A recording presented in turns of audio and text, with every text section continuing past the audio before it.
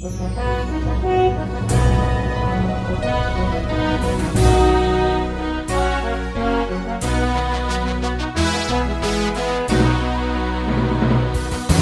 bagi saudara sekalian. Marilah kita siapkan hati dan pikiran kita untuk menyambut firman Tuhan. Kita berdoa. Kasih karunia dan damai sejahtera dari Allah Bapa kita dan dari Tuhan Yesus Kristus menyertai kamu. Amin. Jemaat yang dikasihi Tuhan, firman Tuhan yang menjadi nas khotbah epistel minggu yang pertama setelah Trinitatis pada tanggal 11 Juni tahun 2023. Diambil dari kitab Nabi Hosea pasal yang ke-5, ayat yang ke-15, hingga pasal yang ke-6, ayat yang ke-6. Beginilah firman Tuhan. Aku akan pergi pulang ke tempatku, sampai mereka mengaku bersalah dan mencari wajahku. Dalam kesesakannya, mereka akan merindukan aku.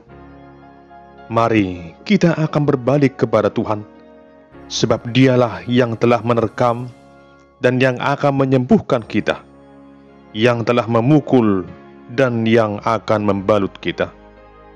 Ia akan menghidupkan kita sesudah 2 hari. Pada hari yang ketiga, Ia akan membangkitkan kita, dan kita akan hidup di hadapannya.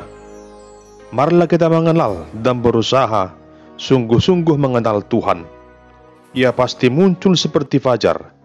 Ia akan datang kepada kita seperti hujan pada akhir musim yang mengairi bumi. Apakah yang akan kulakukan kepadamu, hai Efraim? Apakah yang akan kulakukan kepadamu, hai Yehuda? Kasih setiamu seperti kabut pagi, dan seperti embun yang hilang pagi-pagi benar. Sebab itu aku telah meremukkan mereka dengan perantaraan nabi-nabi. Aku telah membunuh mereka dengan perkataan mulutku, dan hukumku keluar seperti terang. Sebab aku menyukai kasih setia, dan bukan korban sembelihan, dan menyukai pengenalan akan Allah lebih daripada korban-korban bakaran. Demikian pembacaan firman Tuhan. Adapun yang menjadi tema dalam ibadah kebaktian rumah tangga, epistel minggu tanggal 11 Juni tahun 2023. Diselamatkan karena iman. Jemaat yang dikasihi Tuhan, bagaimanakah perasaan kita ketika seseorang yang pernah kita tolong tiba-tiba melupakan kita? Padahal ketika dia datang meminta pertolongan kepada kita, dia menunjukkan sikap yang baik, memohon dengan sangat supaya kita menolongnya. Atau bagaimanakah perasaan kita ketika seseorang yang kita kasihi dan yang kita sayangi tiba-tiba mengkhianati kita? Pasti kita akan merasa kecewa. Kita akan sedih, bahkan mungkin akan marah oleh karena situasi yang demikian peliknya. Mungkin kita tidak akan lagi peduli kepadanya, tidak akan menolong dia lagi, dan tidak akan memberikan hati kita lagi kepadanya. Lalu bagaimanakah jika sebagai manusia yang telah beroleh begitu banyak belas kasihan dari Tuhan, tiba-tiba kita meninggalkan Tuhan itu? Tentunya sama seperti kita yang akan kecewa dan marah, demikian juga Tuhan pasti akan murka terhadap manusia yang telah melupakan segala kebaikannya. Inilah yang kita lihat dalam teks khotbah dalam epistel minggu ini, tentang kisah bangsa Israel yang dengan sengaja telah meninggalkan Tuhan, mencari pertolongan dari bangsa-bangsa lain, mencari pertolongan dari ilah-ilah lain, oleh karena situasi sulit yang mereka hadapi pada saat itu. Di tengah situasi perilaku dari bangsa Israel yang mencari pertolongan dari bangsa Asyur untuk menghadapi bangsa Babel pada masa itu, akhirnya Tuhan memberikan penghukuman kepada mereka, di mana pada akhirnya bangsa Babel datang dan menawan mereka, dan membawa bangsa itu ke pembuangan Babel. Lewat para nabi yang telah Tuhan pilih dan utus, mereka diingatkan supaya kembali ke jalan yang benar, agar mereka bertobat, agar mereka kembali ke jalan yang Tuhan kehendaki, agar mereka sungguh-sungguh merenungkan bahwa tanpa Tuhan, mereka tidak akan beroleh kebahagiaan dalam hidupnya.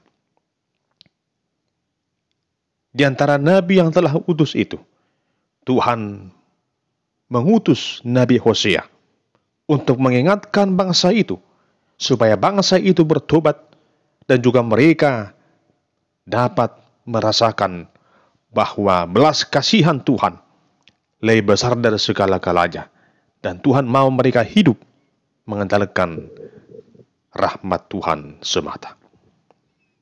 Hosea, yang artinya keselamatan, adalah seorang nabi yang Tuhan utus dan melayani di kerajaan Israel Utara berkisar tahun 750 sebelum Masehi.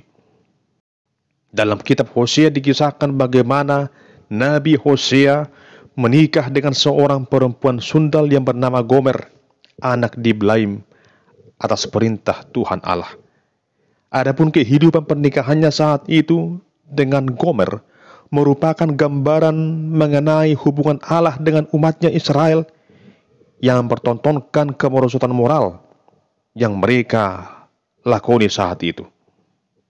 Pada saat itu Hosea memiliki 3 orang anak yang diberi nama simbolis, yaitu Yisrael, Lo-ruhama, dan Lo-ami. Adapun dasar pewartaan Hosea adalah kasih Allah terhadap umat Allah dan harapan agar Israel tetap menghayati kasih Allah yang sungguh besar, yang telah melepaskan mereka dari Mesir dan memberikan segala anugerah keselamatan yang sungguh besar dan tak terhingga dalam kehidupan mereka. Hosea memberikan nubuatan kepada bangsa itu bahwa mereka akan hancur oleh karena berlaku dosa-dosa yang mereka lakukan itu. Namun di balik pesan kehancuran itu, Hosea juga memberikan janji keselamatan bagi Israel jika mereka bertobat dan kembali ke jalan yang Tuhan kehendaki. Jemaat yang dikasihi Tuhan, dalam perikop ini dikisahkan bagaimana Allah meninggalkan umatnya sampai mereka sungguh-sungguh menyadari bahwa apa yang mereka lakukan itu adalah perbuatan dosa. Tuhan dikatakan dalam ayat 15 ini, Ia akan pergi pulang ke tempatnya sampai umatnya itu mengaku bersalah dan mencari wajah Allah. Tuhan mengetahui bahwa akan tiba saatnya di mana Israel akan kembali mencari Allah, di mana Israel akan kembali merenungkan keberdosaan mereka, di mana bangsa Israel akan kembali kepada Tuhan setelah mereka menyesali segala tindakan persundanan rohani yang mereka lakukan saat itu. Dalam kesesakannya itu, mereka akan merindukan Tuhan, mereka akan menyesali segala perbuatannya, dan mereka akan menyadari bahwa Tuhan telah membiarkan mereka dalam kesendirian itu oleh karena dosa-dosa yang mereka lakukan itu. Mereka akan sadar bahwa semua itu boleh terjadi karena Tuhan telah membiarkan bangsa-bangsa lain membuat mereka dalam penderitaan. Dan juga mereka akan menyadari bahwa Tuhan telah mengutus dan merintahkan para nabi untuk menegur mereka, mengingatkan mereka. Namun di satu sisi, mereka juga berpengharapan bahwa Tuhan yang Maha Pengasih itu akan menunjukkan belas kasihannya kepada mereka, di mana Tuhan akan membangkitkan mereka pada hari yang ketiga. Sebagaimana dulunya juga Tuhan telah melepaskan Yunus dari perut ikan, demikian halnya juga mereka punya pengharapan di mana Tuhan akan melepaskan mereka dari jeratan maut akibat dari kekuatan musuh yang telah menghempang mereka saat itu. Di tengah situasi itu mereka akan bertobat dan mencari Tuhan, dan mereka akan mencari dengan sungguh-sungguh siapakah Tuhan Allah Israel yang telah melepaskan mereka, memberikan mereka keselamatan, memberikan mereka segala kebahagiaan dalam hidup ini. Mereka menggambarkan Tuhan seperti fajar dan juga menggambarkan Allah seperti hujan yang datang pada akhir musim yang mengairi bumi. Namun saudara yang dikasihi Tuhan, Tuhan juga tahu bahwa perilaku bangsa itu sering dalam situasi yang penuh dengan kepura-puraan. Mereka sering meninggalkan Tuhan, melupakan segala belas kasihan yang telah Tuhan berikan kepada mereka. Dengan demikian, dalam perikop ini juga digambarkan bagaimana karakter umat itu yang digambarkan seperti kabut pagi dan embun yang hilang bagi-bagi benar. Artinya mereka hanya sebentar saja mengingat segala kebaikan dan kemurahan yang Tuhan berikan kepada mereka. Jemaat yang dikasihi Tuhan, lewat firman ini kita diingatkan supaya sungguh-sungguh mencari Tuhan dengan segenap hati, jiwa, dan akal pikiran kita. Janganlah kita hidup dalam kepura-puraan, seolah-olah kita meminta ampun kepada Tuhan, namun sebenarnya kita masih jauh daripadanya. Jika ada orang yang berpura-pura dalam hidupnya, hendaklah ia bertobat. Tuhan mau kita sungguh-sungguh berlaku adil sebagaimana mestinya dalam hidup ini. Tuhan tidak mau kita penuh dengan kepura-puraan. Tuhan mau agar kita sungguh-sungguh mencari wajah-Nya dengan segenap hati, jiwa, dan pikiran kita. Tuhan menyukai kasih setia, bukan korban sembelihan. Tuhan menyukai pengantaran akan Allah lebih daripada korban-korban bakaran. Ibadah dan penyembahan adalah hal yang penting. Namun ibadah dan penyembahan yang dilakukan bukan dengan kesungguhan tidak akan berkenan di hadapan Tuhan. Tuhan mau penyembahan kita, ibadah kita, persembahan kita adalah ibadah dan persembahan yang kita lakukan dengan ketulusan hati oleh karena dasar kesadaran kita bahwa Tuhan itu baik, memelihara kita, dan menjaga kehidupan kita di sepanjang masa. Firman Tuhan di sini mengingatkan kita bahwa bukan oleh karena perbuatan kita beroleh keselamatan, namun karena belas kasihan Tuhan kita diselamatkan. Oleh karena iman di dalam diri Tuhan Yesus, kita beroleh keselamatan dan hidup yang kekal. Amin. Kita berdoa. Ya Tuhan Allah yang Maha Pengasih, tuntunlah kami agar selalu hidup dalam kebenaran firman-Mu, berlaku adil dan setia, sungguh-sungguh menghayati anugerah-Mu yang telah menyelamatkan kami. Dalam nama Tuhan Yesus kami berdoa dan bersyukur kepadamu.